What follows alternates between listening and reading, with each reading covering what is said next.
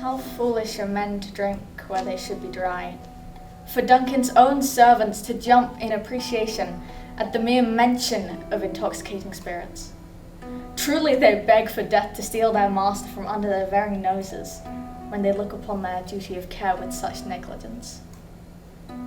Look at him, there as he slumbers, so peacefully ignorant to the dark forces which cry out for his demise. The same forces of an evil fate which, at my behest, have filled me with contempt and crafted me into their instigator on the mortal plane. It was only too easy to steer my king, my husband, down the path to his realization. Yet his resolve continues to waver when facing the reality of the deed. Perhaps my role is rather to be the instrument in Duncan's swan song than its conductor. Yes, perhaps that is it. The murderous spectres have made me strong and given me power to raise my husband up to the crown, not given him the spine to take it for himself.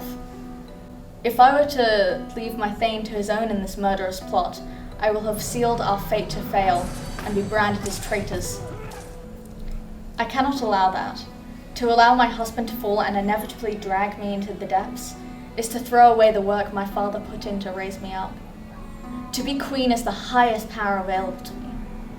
But if we were to fail, then we'd be branded as traitors and be left to the depravity of men. I never realized, for I had never seen the king so peaceful as he is now, that his withered countenance does so resemble the face of my loving father as he slept. I remember the days of slinking into his chamber when the fears of the Biced Bulak or the Susith kept me up. My father had no sons, so he taught me how to ride a horse, how to wield a blade, how to hunt even.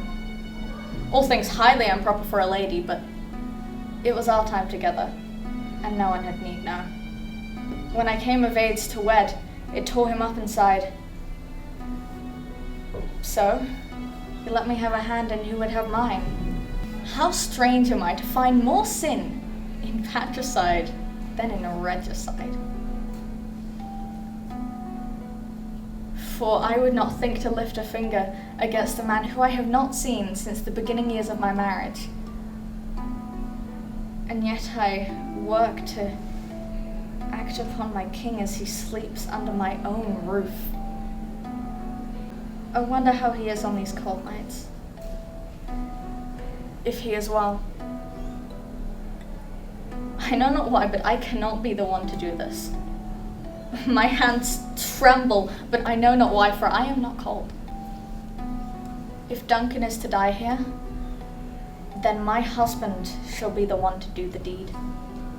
If those wicked spirits foresaw him reaching up to the golden crown, then he must be the one to pick that golden fruit. And so I shall leave this dagger here, and leave so I can signal my husband as we had planned.